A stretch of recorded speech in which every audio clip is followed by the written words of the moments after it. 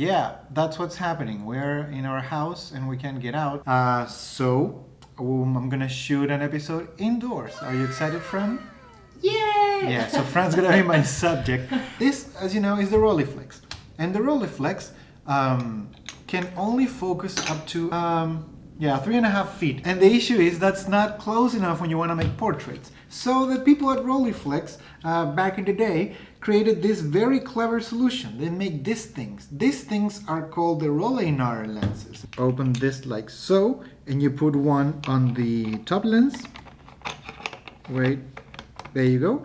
And here is the one on the lower lens, like so. And now you can focus closer. They're called the badge or the bay or the bay, depends on how you want to pronounce it. I'm gonna say bay for easy way of saying it. So there are bay 1, bay 2, and bay 3, depending on the size of your lens. So this, the Rolleiflex 2.8e, uses bay 3 type of Rolleinars. And there's 3 types of Rolleinars: Rolleinar 1, Rolleinar 2, and Rolleinar 3, depending on how close focus you want to have. So I purchased the Rolleinar 1 and 2 for the bay 3. This is a Rolleinar 2, which is for focusing kind of super close. And this is the Rolleinar 1, which is for close but not that close. So what I'm going to do in this episode, I'm going to shoot the Rolleinar 1 and the Rolleinar 2 so you can see how close they can focus and the difference between them. This is a roll of Vision 3 500T by my friends at Northen Film Labs, and they sent it to me just for giving it a try. And since I'm indoors and it's a tungsten based film, I'm gonna be using filters. So look at this monstrosity for a second with one of these things on top, and that's how it's gonna be. Look at this beast. Okay, this is not the most comfortable thing, but yeah, I really want to give this a try and see how it goes.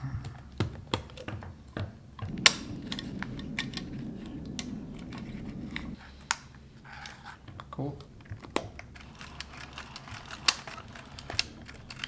I'm gonna shoot 3 pictures without the filter, then I'm gonna put the filter, and I'm gonna shoot 3 pictures with the filter, then 3 pictures with the filter and the Rolleinar 1, and 3 pictures with the filter and the Rolleinar 2.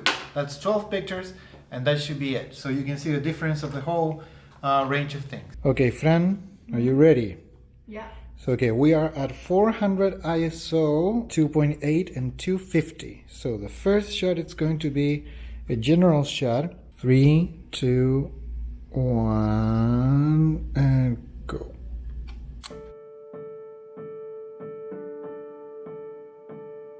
Now one closer.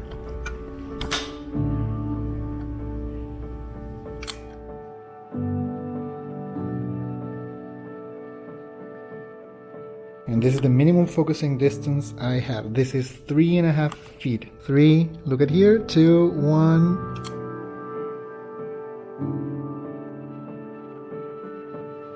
And now for my next trick, I'm gonna use the filter so they can see the difference in color. This is the best photo shoot ever. Draw. By adding this, I'm taking a little bit of light out, so I'm gonna be changing the exposure to 125. So I'm adding 1 stop of light. It's always better to overexpose than to underexpose. 3, 2, 1.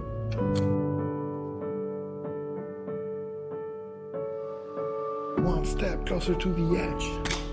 3, 2, 1.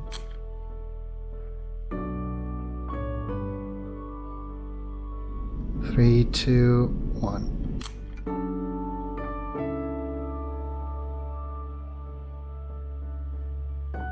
I'm gonna first add the Rolleinar 1. So there goes the first lens, and here comes the second one. And now I am adding the filter. This is the farthest I can go with the Rolleinar. Like if I go over here, I can't focus. This is infinity with the Rolleinar. 3, 2, 1, and go.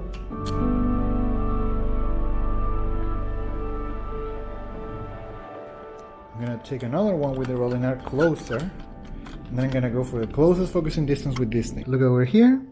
Cool. 3, 2, 1.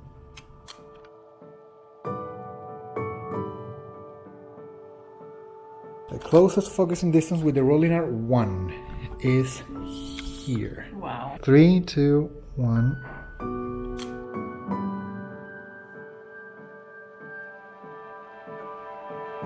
go for the other one. The other one is super close. Are you ready? I don't know. I've never tried it. I'm discovering this. Insanely close? Let's see. Probably. Why would you use such a close-up lens? Portraits. Details or Portraits. for this close? Yeah, maybe an editorial portrait. Like you want to show like the boss, of, like the CEO of a company, and you want to get like a honest portrait. You know? Yeah, enhance. This is infinity. Oh God. This is the farther away I can be. This is crazy. Okay. So, Fran, are you ready? 3, 2, 1.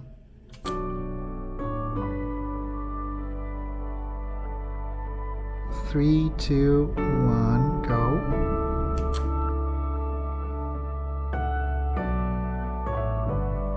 And now the closest focusing distance, which I have never tried this before. And it's completely useless for like street photography, as you can imagine. It is like this far from me, you guys. If you do this, this is as far as he is. You could look on the side. That was good. Yeah, I think that's much better. Otherwise, it's just too much. So, 3, 2, 1. Look over there.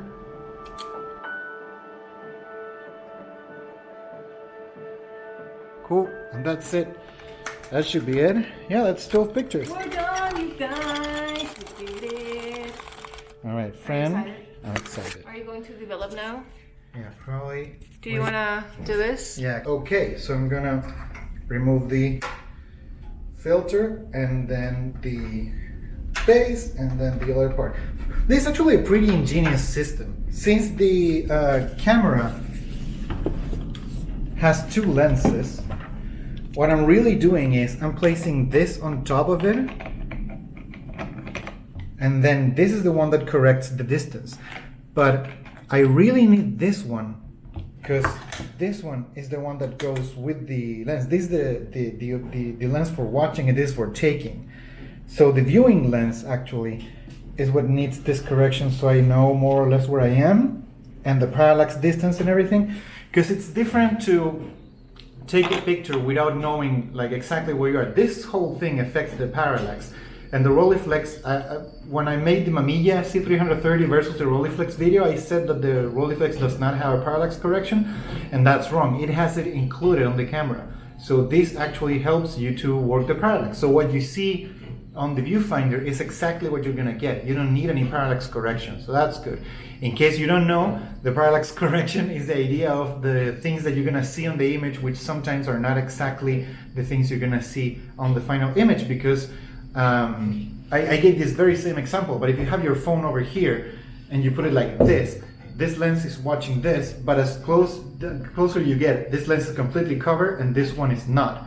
So the lens on top must make some corrections so you can see more or less what the lens underneath is going to see.